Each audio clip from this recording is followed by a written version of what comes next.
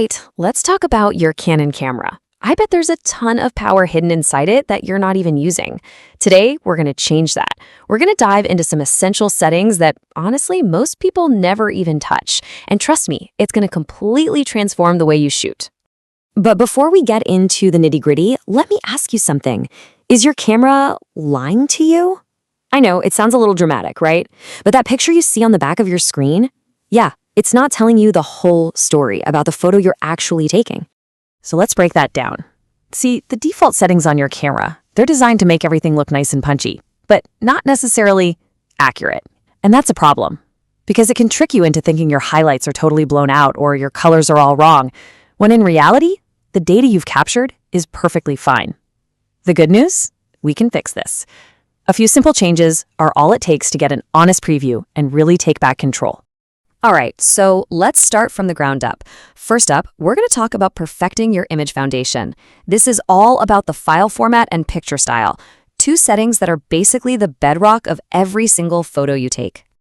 Okay, first things first, and this one is non-negotiable, file format. You've got to be shooting in RAW, always. It captures all the data your sensor sees, which gives you just a massive amount of flexibility when you go to edit. But here's the pro move. Shoot RAW plus a small JPEG. Why? Well, you get those quick, easy-to-share JPEGs for previews or backups, but they don't chew up all your memory card space like a full-size one would. Now this next one. This is where we bust a huge myth. So many people think, oh, I shoot in RAW, so picture style doesn't matter. Wrong. While it's true it doesn't bake anything into the RAW file itself, it 100% changes the preview you see on your screen.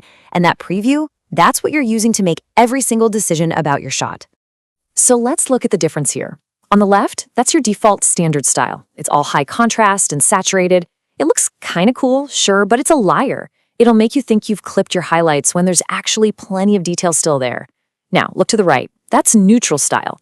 It pulls back the contrast and saturation, and what you get is a much flatter but much more honest preview of the actual data you're capturing in that RAW file. It shows you what you really have to work with.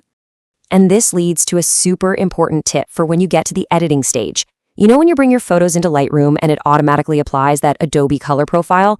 Well, if you're a Canon shooter, you're not seeing your true Canon colors. You have to go into that profile browser and switch it to one of the camera matching profiles, like camera neutral. Do that and suddenly, boom, you'll see those beautiful, accurate Canon colors you were expecting all along. Okay, so our preview is looking more honest. Let's build on that. Next up, we're mastering exposure. I'm talking about the one tool that will let you nail it perfectly every single time. You gotta stop just looking at the image on your screen to judge exposure. Your eyes can be fooled so easily by how bright it is outside or what your screen brightness is set to. The histogram, that is your absolute source of truth. It's just a simple graph that shows you all the tones in your picture, from the darkest darks on the left to the brightest whites on the right. It doesn't lie. It tells you objectively if you got the exposure right. But, and this is the big secret, you need to understand that the histogram is playing by the same rules as the image preview.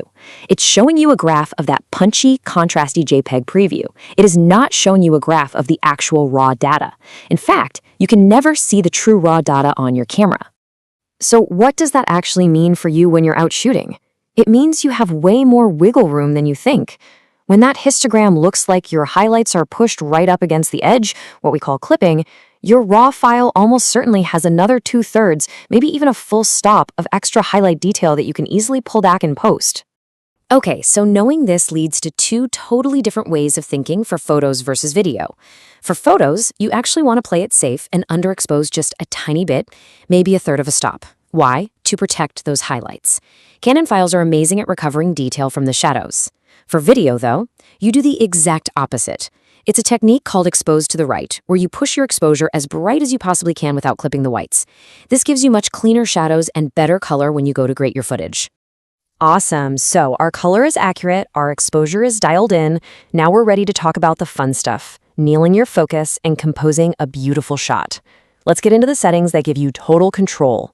First up, and this is probably the easiest change you'll make all day, turn on the 3x3 grid. And look, this isn't about being a slave to the rule of thirds. It's just about taking the guesswork out of composing on a tiny little screen. It gives you these simple lines to help you keep your horizon level, balance your shot, and place your subject right where you want them.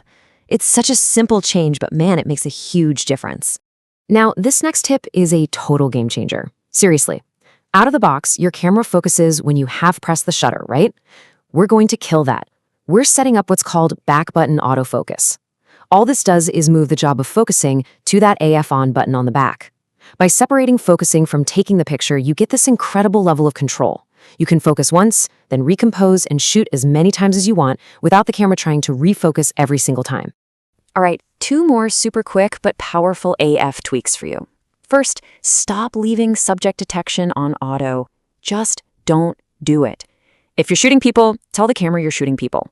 If it's an animal, set it to animals. It makes the system so much more reliable. Second, dig into your menu and change your focus priority from release to focus.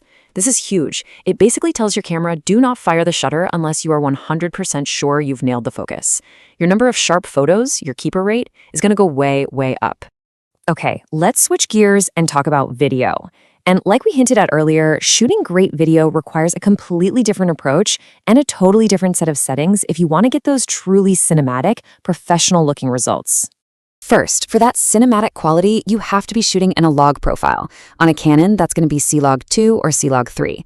This gives you the maximum dynamic range, which is just a fancy way of saying it protects all the detail in your brights and your darks. But that footage looks super flat and gray, so you have to turn View Assist on. That lets you see a normal-looking image while you're recording. Then, set your color space to Cinema Gamut for the most possible color information. And finally, and I can't stress this enough, never ever use auto white balance for video. Lock it down manually, otherwise you risk those horrible color shifts right in the middle of a perfect take. Want to know a pro trick for getting perfect skin tones every single time? It's all about using your zebras. So turn them on and set Zebra 2 to a 70% threshold. Now, all you have to do is raise your exposure until those diagonal zebra stripes just start to kiss the highlights on your subject's face. You know, their cheekbones, forehead, bridge of the nose. That's it.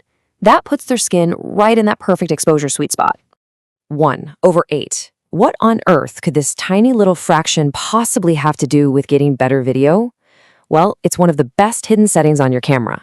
So, deep in your camera's menu, there's a setting called AV Stop Increment. By default, it's set to 1/3 of a stop.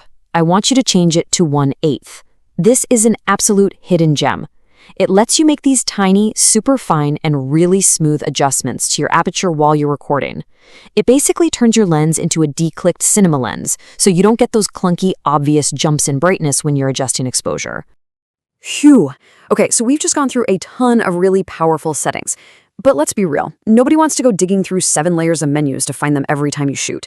So this final section is all about bringing it all together and making your camera work for you.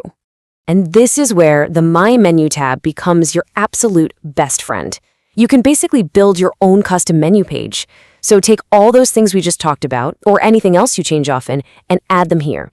Things like formatting your card, shutter mode, your Canon log settings, subject detection, stick them all in there. Now, all your most important settings are in one spot, ready to go. And that's it. You did it. You're no longer flying blind, being tricked by your camera's screen. You've got an honest preview, you've got precise control over your exposure and your focus, and you have a camera that's actually customized for the way you shoot. You've finally unlocked its true potential. So the only question left is, what are you going to go create with it?